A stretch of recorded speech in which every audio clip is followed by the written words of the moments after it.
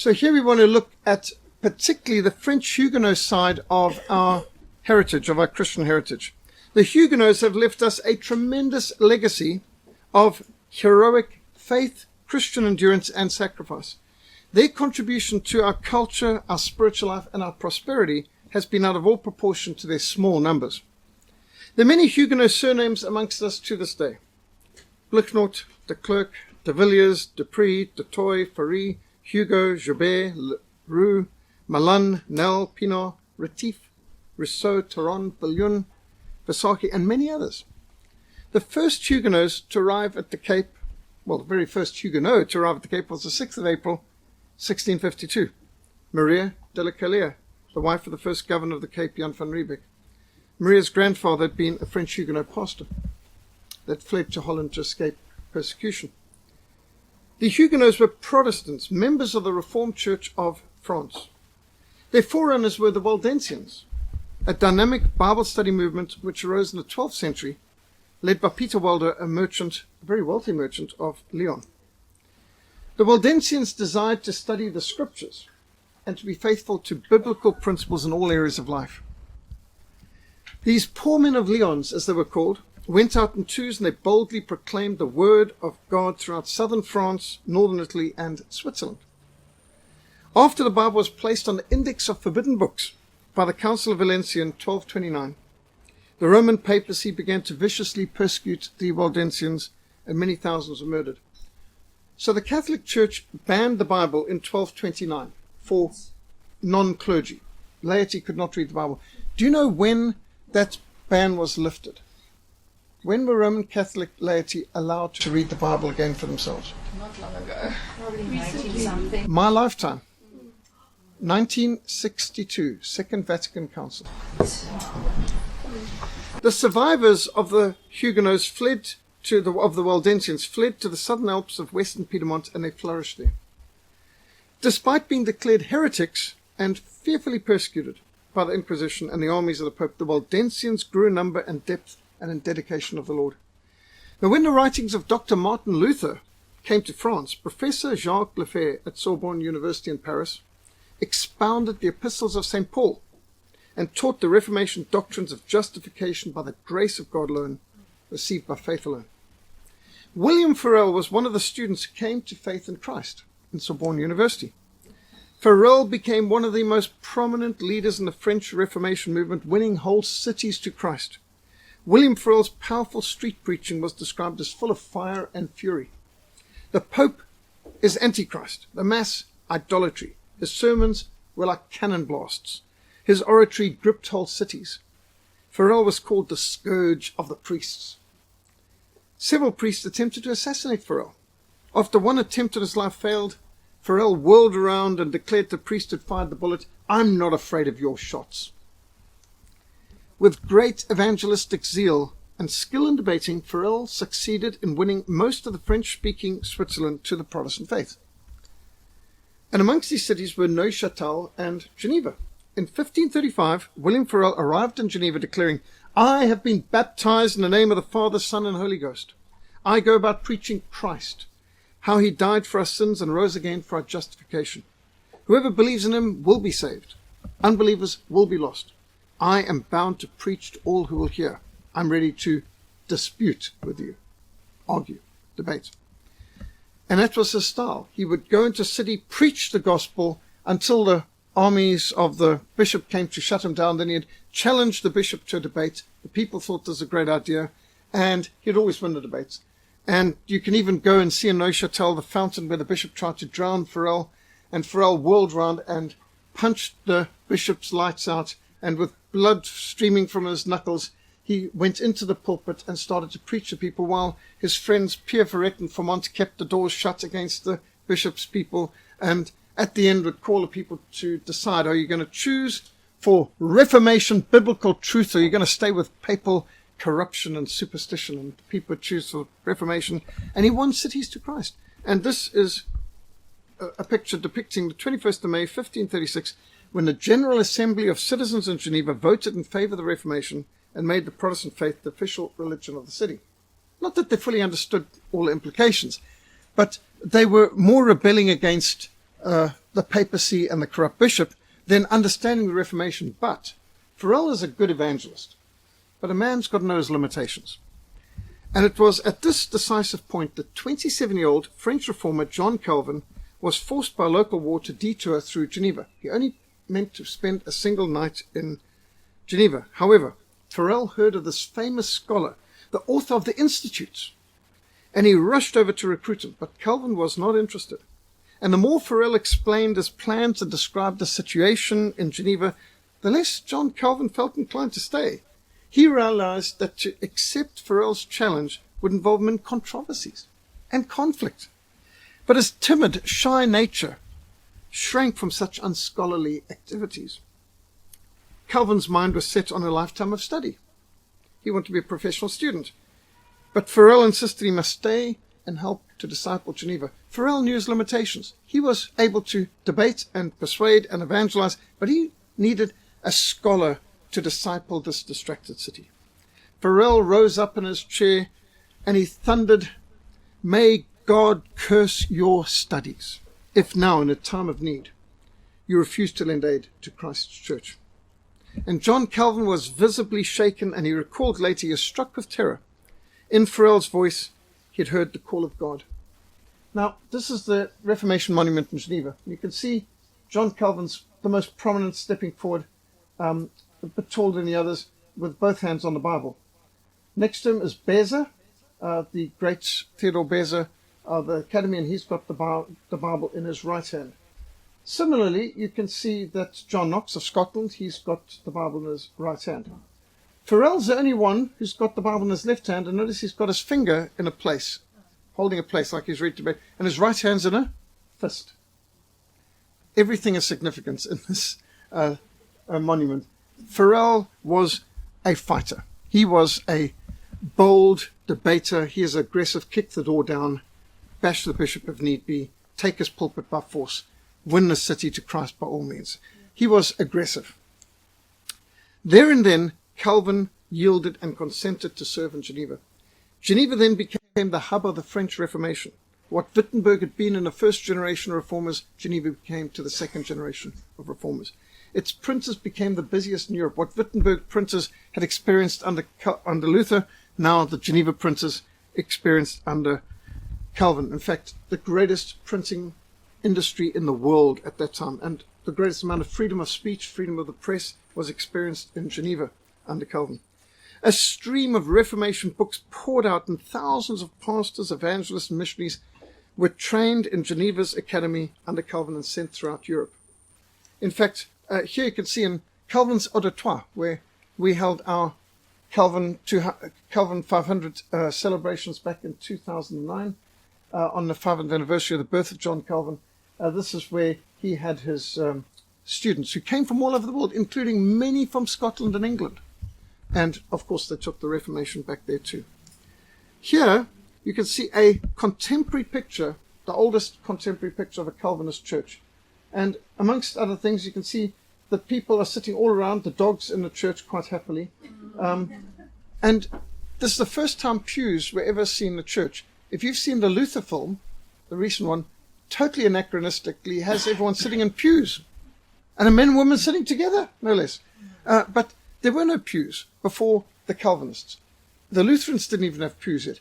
The pews came in from the Calvinist Reformation because of the need for people to sit and take notes and open their Bibles and read along, because you're coming not to watch the Mass or to take part in the Mass, you're coming to hear the Word of God and to have your mind renewed. And so this just gives you an idea of a Calvinist church at the time.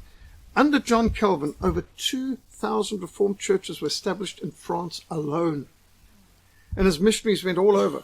This is interesting because when I was converted, I was told that Calvin was against evangelism and that people who become Calvinists stop being evangelists. Well, John Calvin obviously didn't know anything about that. He is sending evangelists and missionaries everywhere.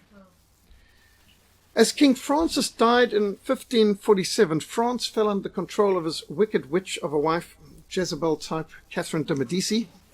And this Jezebel of manipulative queen of intrigue dominated French politics for the next decade. And her sons and sons-in-laws and so on caused havoc to the Reformation. The regency by law should have passed to Antonio de Bourbon, the leader of the Huguenots, but he is Protestant. So although he is next in line for the throne, Catherine de' Medici assumed the regency herself, and as an ardent Catholic, Catherine determined to rid France of the contagious disease of Protestantism. On Sunday, the 1st of March, 1562, the Duke of Guise supervised the massacre of hundreds of Protestants in a church in Vassy. This is one of the pictures to depict that horror as Christians were murdered in their church on Sunday. To avert war, the heir to the throne, Henry, King of Navarre, son of Antonio de Bourbon, was arranged to marry Catherine's daughter Marguerite. Now, it just so happened that Farel and Pierre Ferret had preached the gospel to the Queen of Navarre, who is the mother of King Henry, who should have been the next King of France, and she was a dedicated Christian. Even though she is the sister of Francis, who was persecuted in the church, there was his sister praying with Pierre Ferret and with Farel and organizing evangelistic outreaches from the throne and castle of Navarre. So here you can see the religious conflict for the soul of France is epitomized in this one family. So this wedding between a Huguenot, Henry, and a Catholic was meant to herald peace in France. But it turned out to be a trap. As Protestant aristocracy poured into Paris for this historic wedding, Catherine de' Medici had convinced her teenage son, King Charles IX, to order a treacherous wholesale massacre. Beginning early in the morning of the 24th of August, 1572, Henry of Guise mobilized Catholic force to fulfill the king's command. Kill them all, kill them all. In Paris alone, over 5,000 Protestants were massacred. The death toll exceeded 30,000 throughout the countryside. The Spanish ambassador reported jubilantly to Rome, "As I write, they're killing them all, sparing not even the children. Blessed be God." Can you imagine anyone reporting something like that? And these are some of the pictures you'll see at the Huguenot Museum depicting the atrocities, the massacres of Protestants throughout the country as part of a Catholic conspiracy to decapitate the Protestant leadership. At this time, although Protestants were only 10% of France, Protestants were 80% of the nobles of France. And therefore the top leadership was leading France inexorably towards becoming a Protestant country. France could have become Protestant, but for St. Bartholomew's Eve. Treachery of a high order. By the way, I don't know if you've used G.A. Henty books as readers, but they're great dramatic books which always teach history. They're always set in a historic sense. And G.A. Henty, real adventurer himself, produced some great novels and very insightful. These are some of the etchings and woodcuts that you've got in his books. The English embassy looking out the window in shock at what was going on. They had a few people come to them for refuge. Here's Catherine de' Medici depicted coming out to examine the dirty day's work of 24 August 1572. Pope Gregory XIII and his cardinals in Rome rejoiced at the news and attended a solemn high mass of thanksgiving, and the Pope ordered a special medal to be struck commemorating the massacre.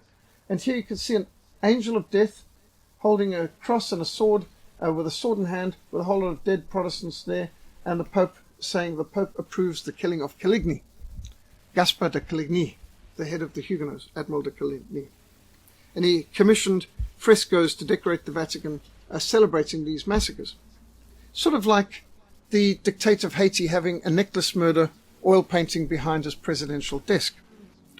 The St. Bartholomew's Day massacre permanently altered Protestant thinking.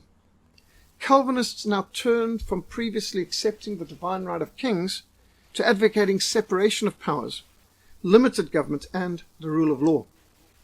The Catholic cause, already stained by Bloody Mary's persecutions in England and the Duke of Alva's slaughter in the Netherlands, was now indelibly identified with the most bestial persecutions, tyranny, and treachery. St. Bartholomew's Day massacre began the 8 wars of religion in France. Very significant to our history, as you'll see just now. Here you can see the green areas represent where the Huguenots were the majority, including famously the La Rochelle. La Rochelle was, of course, heavily sieged. The greenish areas, the off-green, represent those who are loyal to the king, whoever the king is. And then the Brown, the Catholic League, those who loyal to the papacy no matter what. And this led to civil war, which trained the ancestors of the Huguenots who, of course, settled South Africa. Henry of Guise was murdered on orders of King Henry III, who then was himself assassinated, leaving the Protestant heir, Henry of Navarre, the only serious contender for the throne of France. This is the War of the Three Henrys, basically, 2 Catholic, 1 Protestant. Now, because the Catholic majority of France would not tolerate a Protestant king, Henry declared himself a Catholic with the famous words, "Paris is worth a mass." Now, was he a sellout? Was he a traitor? Was he an apostate? Or was he actually doing what he needed to do to bring an end to the wars of religion and the persecution of Protestants? In 1594, Henry entered Paris in triumph as King Henry IV. And in 1598, he signed the Edict of Nantes, which guaranteed the freedom of religion for Huguenots. And so, this is on display at the Huguenot Monument in Franschhoek too. He made freedom of religion a policy. For the next 12 years, the Huguenots prospered, and so did the whole of France. But then in 1610, Henry IV was murdered by a Jesuit, and under the Catholic Louis XIII and his chief minister, Cardinal Richelieu, the Protestant Huguenots were placed under increasingly more severe pressure. Now, it's at this point that the 3 Musketeers and the 4 Musketeers enter, and mostly our children have been taught to think the Musketeers are the heroes. But the Musketeers were the Catholics persecuting the Protestants and murdering the Protestants. So we've allowed a Catholic author to get Protestants to be rooting for anti-Christian persecutors of the church. The Musketeers were working for Louis XIII, Louis XIV, and Cardinal Richelieu. These are ultra anti-Christian pagan persecutors.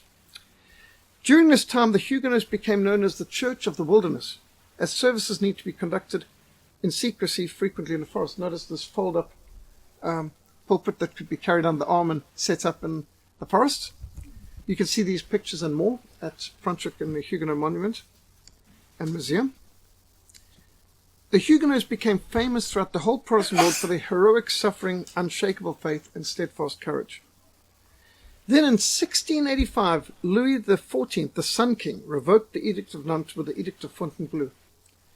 And it's interesting because we've got films like Man in the Iron Mask and so on, which make out Louis XIV, the Sun King, to be a wonderful, tremendous, great king. He wasn't. He was the worst persecutor of the church that France ever had. And he had Christians rowing boats like Ben-Hur type things as galley slaves. And he had churches destroyed, like this magnificent Huguenot church, pulled down. The revocation for bad Protestant church services required the education of all children as Catholic and prohibited immigration and all kinds of tortures, inquisition-like, for Protestants. They came into people's homes, persecuted them, forced them at the barrel of a gun to sign revocations of their faith. And so many people just lost their homes. If you were a Protestant and you wouldn't revoke your faith and embrace Catholicism, they literally would take over your home, kick the people off, land expropriation without compensation. Many hundreds of thousands of French Huguenots, which included most of the intellectuals were Huguenots, most of the doctors and professional people were Huguenots. So this was a catastrophic disaster for France. By the way, the word refugee is a French word. First applied to the Huguenots at this time, 1685. And so that when you use the word refugee, it should evoke in one's mind the Huguenots of France, the Revocation Edict of Nantes, Sun King Louis XIV, persecution of Protestants. Hundreds of thousands of people left their homes, their farms, everything, and fled. They immigrated to North America, particularly New York and Virginia. And by the way, this is the background to, if you've seen the film The Patriot, which they edited out this fact that why was the Marsh Fox, who is French, so anti-French? His parents were Huguenots and his grandfather had been murdered by the Catholics. But because Mel Gibson's a Catholic himself, he would not allow that to be in the film. So they left out why he was anti-French. Because he was Protestant, he was descendant of the Huguenots, and the French had been persecuting his family and murdered his grandparents. And that was just edited out of the story, because the Marsh Fox is based on an actual character. They call him the Ghost in the Patriot film. But the Huguenots were part of France. And by the way, the Spaniards landed in Florida and massacred a settlement of Huguenots, as just showing you the kind of vindictiveness that was continuing against the Huguenots much later. Many fled to England, to Germany, where they were warmly welcomed by Prince Frederick, Kaiser Frederick Wilhelm, and in fact, they ultimately even became Huguenots, ended up entering the royal family of England. Prince William and Mary, who became King William and Queen Mary of England, Glorious Revolution, 1688. That was a Huguenot king who had married to a Stuart princess. And so they fled, including to Cape of Good Hope. There we are. We only got a few hundred, but they made a big impact. And so the Huguenots fled France, and this basically gutted the heart and soul out of France.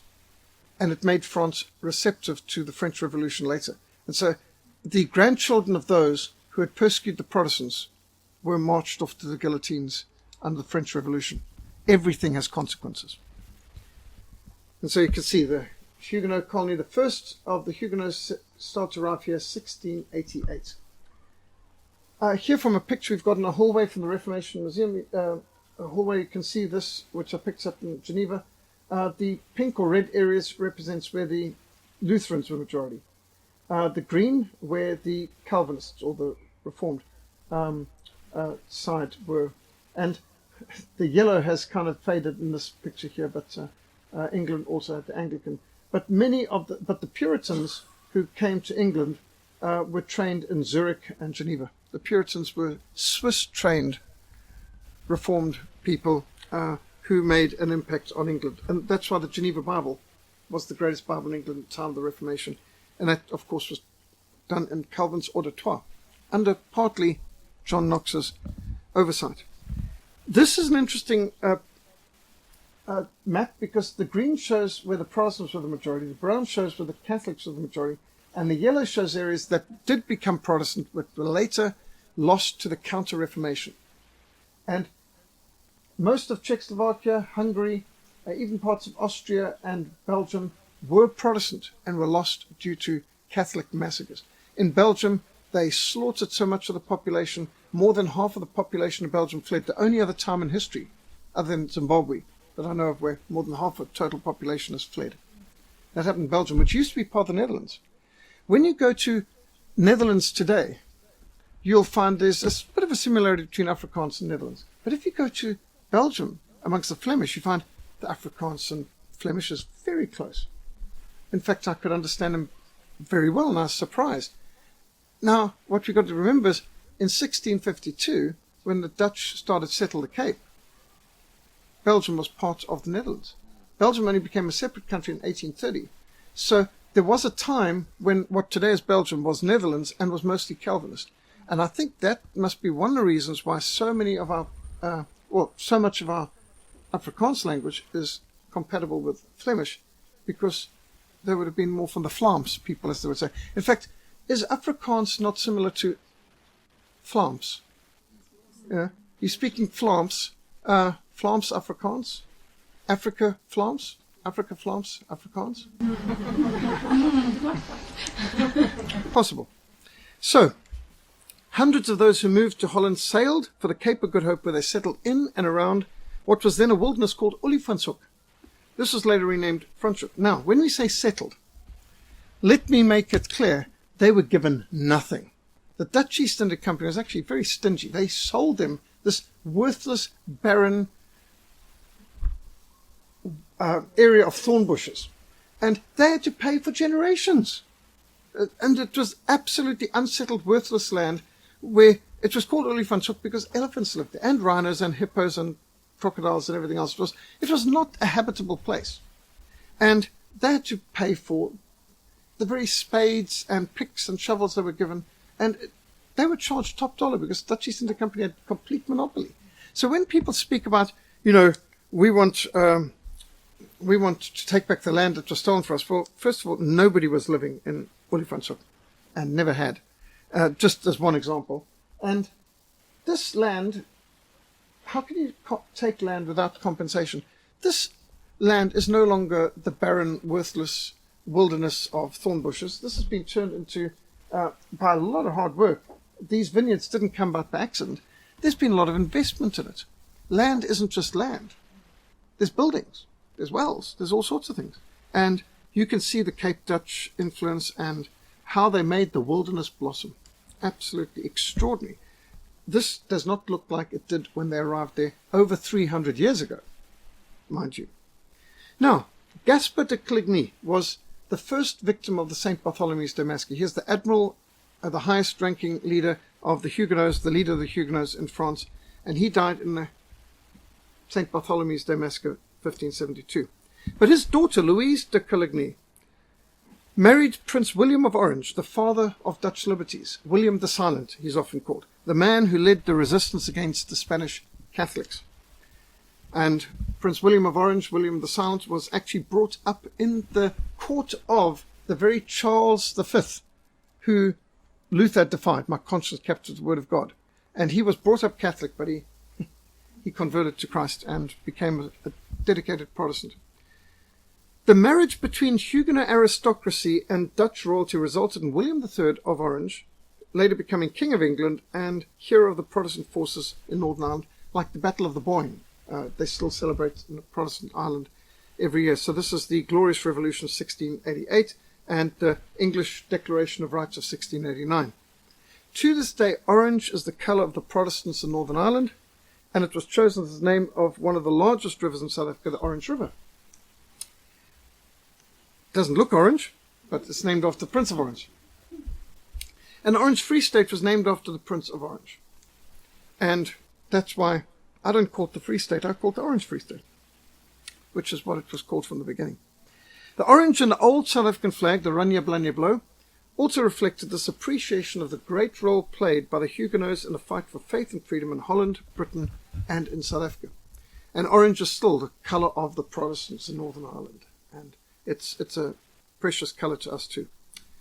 And as Kern was talking about, our flag's got the history of the British colonies of Natal and of the Cape, the Orange Free State, and the Transvaal, the Veerkleur, which is the old Dutch flag with the green parallel, green vertical stripe added to the parallel of the Dutch flag. Of course, you've also got the French colours in the Dutch flag, except that the French would have the vertical tricolour, as this is the parallel tricolour. And that was our flag flying over the castle. The persecution on the Protestants in France was formally brought to an end by the Edict of Toleration signed by King Louis XVI in 1787. This is the poor king who suffered the French Revolution and was beheaded. The Edict of Toleration didn't last very long, but it was a good gesture. In October 1985, to commemorate the tricentenary of the revocation of the Edict of Nantes by Louis XVI, President Francois Mitterrand of France announced a formal apology to the descendants of the Huguenots all around the world. It took 300 years, but it's nice to get a bit of vindication and recognition in history. The French government at that time released a special postage stamp in honour which reads, "France is the home of the Huguenots." And many of the children outside are drawing this and getting the meaning. The 4-part Maltese cross symbolises the 4 Gospels. But notice they've got 2 points on each, so that there's 8 points at the top which come to the 8 Beatitudes. But if you take the fleur de lilies, representing the nobility between them, you add that together, you get 12 for the 12 apostles.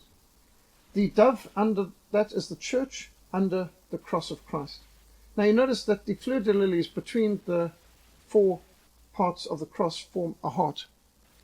And it was inspired by someone who witnessed the burning of 2 couples who were about to get married, but Protestants, Huguenots, and as a result they were condemned to be burned at the stake, and they were put in 4 stakes facing one another so that they would have to see their beloved die as they were dying. I mean, torture. What kind of people think up such things? And so the Huguenot emblem was drawn up with this in mind, of also bring up the 4 loves facing one another on their wedding day, executed by burning.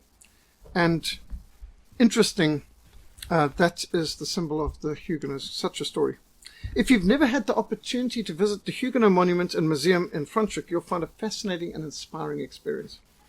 There are booklets on the family trees and descendants of each of the Huguenot families, which can be purchased from the museum, and one can go and see where the families chose which farm, and it's a beautiful place, this monument to the Trinity, the Triune God, with the sunburst and the cross of Christ above. We've had our guests, Uruguay, come from Europe. Every Reformation Day, 31 October, we have Reformation celebration service at the Huguenot Monument as the closest Reformation monument and museum to Cape Town, less than an hour's drive. And we often will have the day before a conference in the Franschhoek beautiful chapel. What a lovely, lovely chapel, which has got such amazing wood panelings, beautifully set out. And so we've run everything from concerts with the Uruguay in this lovely little church. Notice how these churches, they start rectangular and then they're built out on both sides wings. And that was after the 1860 revival in the days of Andrew Murray. And then they had to build the upper galleries too, because they had to accommodate all people who got converted during the revivals. So when we've had the Uruguay down here, we've gone to the waterfront and taken over the stadium there, the amphitheatre, in order to have evangelistic outreach, and wonderful to see the people walking past, joining and sing Amazing Grace and so on. Just people from all kinds of walks of life and lots of tourists coming past. So as Proverbs says, that wisdom cries aloud at the gateways of the city and at the crossroads. And that's what we need to do. We need to be going out and evangelizing and claiming these places back for Christ. And that's what the Reformation is all about. Reverend Erlo Stegen, Pastor Mission founder, speaking at the waterfront as well. As soon as he did, he started to have security coming and say, we've got to stop this. He's mentioning Jesus. And some Jewish lady complained, and we've got to close this down. I said, do you want to write? Have you heard these people singing Amazing Grace here? I said, the people love this. It's amazing. You can have rock groups over there, no problem. But the moment a person stands up and honors Christ, there's going to be somebody who complains. But nevertheless, praise the Lord for Uruguay and what they were able to do. And our prayer when we look at the Reformation is, will you not revive us again, that your people may rejoice in you? I've written reports in Jeugd Tijdschrift over the years on different aspects of the Huguenots and our Reformation heritage. Everything I've been sharing is in our Sketches from South African History book, and we've got a whole lot of history books here, including Kearns Balula, Stephen Mitford Goodson's books, and Smuts, for example. We're trying to put on our reformationsa.org website lots of PowerPoints, emails, webs, articles. If you want to be on our Reformation Society mailing list, we've got the sign-up boards over there. On our website, we put many different historical articles, also audios. But what I'd like to also show you, just to give you a bit of a snapshot of history, we all should know about Lady Anne Barnard. And her watercolors and sketches are absolutely invaluable because, men don't actually notice a lot of things.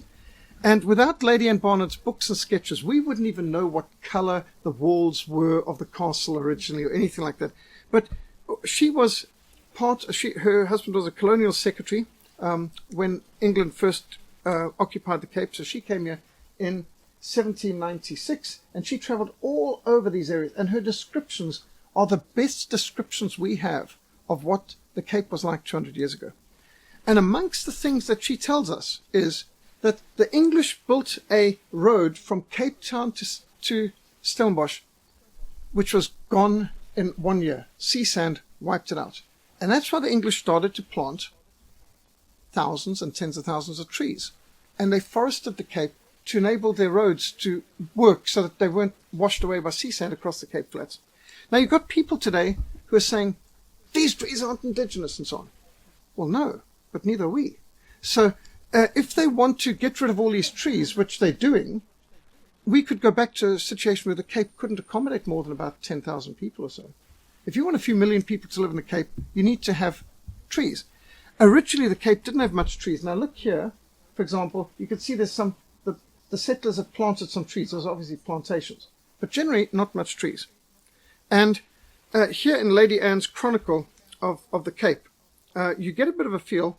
Notice no trees on the hillside there. very little trees on the slopes of the mountain. This is from the castle. You can see this Cape Town from the castle walls. No trees on Lion's Head and so on at that stage. But the British were to rectify that. They planted trees like there was no tomorrow. They went on a tree planting binge. And you can see that in the lifetime of Lady Anne Barnard, she documents what was going on, and her watercolors give us the idea of what was going on. In fact, when they decided to restore the Cape Castle, and they went to her to discover, oh, this is the color, this was painted, green for these window frames and red for those window frames. Do you know the difference between whether you've got a window frame in green or red at the castle? Red is where there's powder and shot and ammunition stored. Green is normal. If you go in Newlands Forest, you'll see this, reminding us about Paradise, which was Lady Anne Barnard's cottage up in, it's now ruins, but up in Newlands Forest. Again, see how there was very few trees then, but boy, did the British plant trees on Devil's Peak. And there's a lot of things you can live. This is where she would have been catering. She acted as First Lady of the Cape because the governor's wife was not interested in coming to the Cape. So she is married to the second most important person in the British administration here. So she became the hostess for the big parties. I don't know if you've counted how many chairs are in the Castle Main Banquet Hall. 104. And have any of you been to Newlands, to the Newlands Hotel? Not Newlands. Yes. Newlands Hotel. This was another cottage that she built initially under her direction, and that's the Newlands. Sorry, the Vineyard Hotel. The Vineyard Hotel in Newlands. That's right. That's correct. So this is again Lady Anne Barnard's original designs, and she really put her stamp on the Cape. And again, I think when people are talking about the drought today, drought was the normal state of the Cape before the British started planting tens and hundreds of thousands of trees. And that changed the ecosystem. Just like when gold was discovered on the Witwatersrand, there's very few trees there. But the vast amount of trees planted in and around the gold fields and the suburbs changed the whole ecosystem, that now you get a lot more rain in the Transvaal, Witwatersrand area than you had before. These are just facts. Deforestation causes drought. Reforestation brings greater rainfall. And there's a lot of good reasons for this. If there's any rain around here, you'll notice forest going. She documented there was only forest at Hout Bay, that's what's called Hout Bay, Wood Bay, and Knysna. Between Hout Bay and Knysna, there was no forest in the Cape. I remember driving from Cape Town past the airport, all the way up Solaris Pass, past Grabo, all the way down to almost Hermanus, through forest on both sides. You couldn't see you couldn't even see most of the mountain because you had forest both sides. The destruction of the forests in the last 24 years in this city has been absolutely catastrophic. And we shouldn't be asking why are we having less rain than we used to get before. I mean, that's obvious. We've been reverting back to what the Cape was before the forestation took place 200 years ago, which totally changed the ecosystem and enabled us to accommodate more people here. So if you go the way that these radicals want, to get rid of all the trees that aren't indigenous and not to plant anything else in their place, what you're going to have is a city that can't accommodate the millions of people living here. Cape Town will become a ghost town and people will have to go somewhere else. So, just a few interesting things from Lady Anne Barnard. Her diaries are absolutely priceless. Any questions or comments? Why will it become a ghost town? Will the people get... You get rid of the trees, you lower the rain. At the moment, we've got restrictions. If we don't do more reforestation, they keep bringing more people into the Cape. You'll either have to bring the population down or reduce people's use of water to something even more ridiculous than 50 litres per person per day. And yes, Cape Town cannot sustain 4 million people. What is it now? 4.5 million people in the Greater Cape area. They had trouble providing enough water for them when there were 10, 15,000 over 200 years ago. If they want to get rid of all the trees that were planted by the colonials, then they'll have to get rid of all the people who've been added because we increased our rainfall. Deforestation causes drought. Reforestation brings more rainfall. I mean, how easy is that? Yes. And you say Geneva became the headquarter for the... So Dressing industry. after you said it became big, the Reformation, and then they killed all the people on that wedding, and then Yes. what happened to Geneva? Did it go back? No, but Geneva's in Switzerland. Oh. Geneva's not affected by the Huguenot massacres. Geneva's in Switzerland. We're talking about Paris and France, which is the near neighbor. So this is why so many of the Huguenots fled all over the world, including to here. And that's actually the backstory to even the Patriot film, although that's only a little bit true. There's a lot of fake in that too. But yes, so France could have become a Protestant country. For that matter, England could have become a Catholic country if the Spanish Armada had succeeded. Yes? When you say deforestation causes droughts, Yes. how does that work? Because the sun evaporates water from the sea, not the land. Correct. So depending, it doesn't really matter what's on the land, it's still going to rain on the land. No, not at all. Most rain in the world falls over the oceans. To bring the rain clouds from the oceans inland, you need pumps, so to speak. It is the forests that create the low pressure that pull in the rain. So the forests are the lungs. Basically, the forests are what pull in the clouds that would have been just dropping the water over the sea and brings it inland. And the deeper the forests go, the further inland goes. That's why you'll find where we've got forests in the Cape, we have a good rainfall. Where we don't have forests in the Cape, you don't get much rainfall. You get no shortage of rain falling over the ocean. But that's not going to help us. We can't drink salt water. We need fresh water, and that's only going to come from what grows here. So, for example, if you take just the Amazon jungle, you know the Amazon's a great river. On any given day, there's more millions of liters and gallons of water in the clouds above the Amazon than there are in the water. On any given day in South Africa, there's more tons of water in the clouds over the country than there are in the Orange River, the Vaal River, and all the other rivers you want to give. The trouble is, how can we get that rain to fall over the land? It's the forests that'll bring in the rainfall and the clouds. So it's like a pump. And it's absolutely, if you can think of the clouds as rivers in the sky, but it's no good passing us by and dropping out there in the Atlantic. We want it here. It's a forest that welcome it in. And you can see it in Cape Town. You climb to the top of Table Mountain. What do you see? Close to the mountain, green, green, green, super green, mega green. You look out towards Cape Flats, where there's next to no trees, brown, dry. And it's so often. Often it's pouring with rain here in Rondebosch and Newlands, and nothing's even falling at Pinelands or further away. So, sorry? Also, relief rain plays a part in that too, from the mountains. Oh, yes. The mountains and forests, great combination. Spectacularly good combination. That's why our first dams are built on top of Table Mountain. But you go up there, there's no shortage of, those dams are overflowing. That's the first place to get the rain. If we get rain anywhere, it's over the forest. So planting trees makes sense. Chopping down trees is bad. Now, I was taught this at school in Rhodesia. I remember 1972, they had a campaign. We are going to plant 5 million trees in Rhodesia because there's 5 million inhabitants. And that year they planted 5 million trees. I come down to Pinelands in 1977, and they had a campaign. We've got to forest the canal. And people were sponsoring, and schools and families, and they're planting trees all over the canal. Now, 70s was the time when trees are good. Suddenly in the 90s and so on, it's, trees are bad, they're alien trees, and I've got to chop them all down. If they replaced them with some indigenous trees, it would be very different. But they didn't.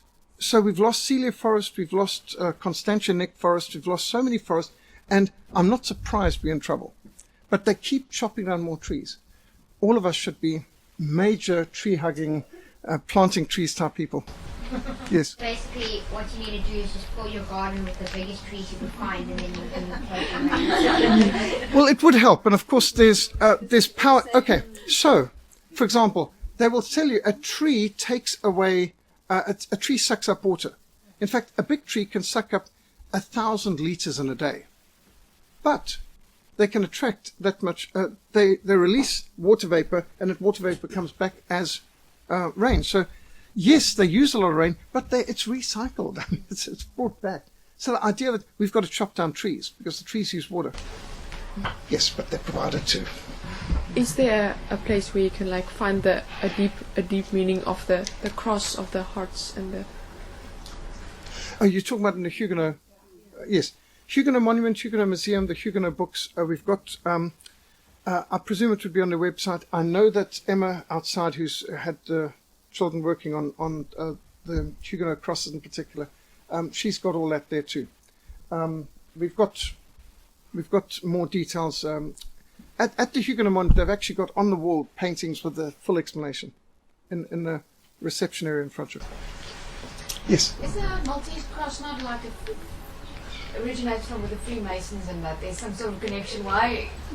No, it doesn't originate with them. It predates them.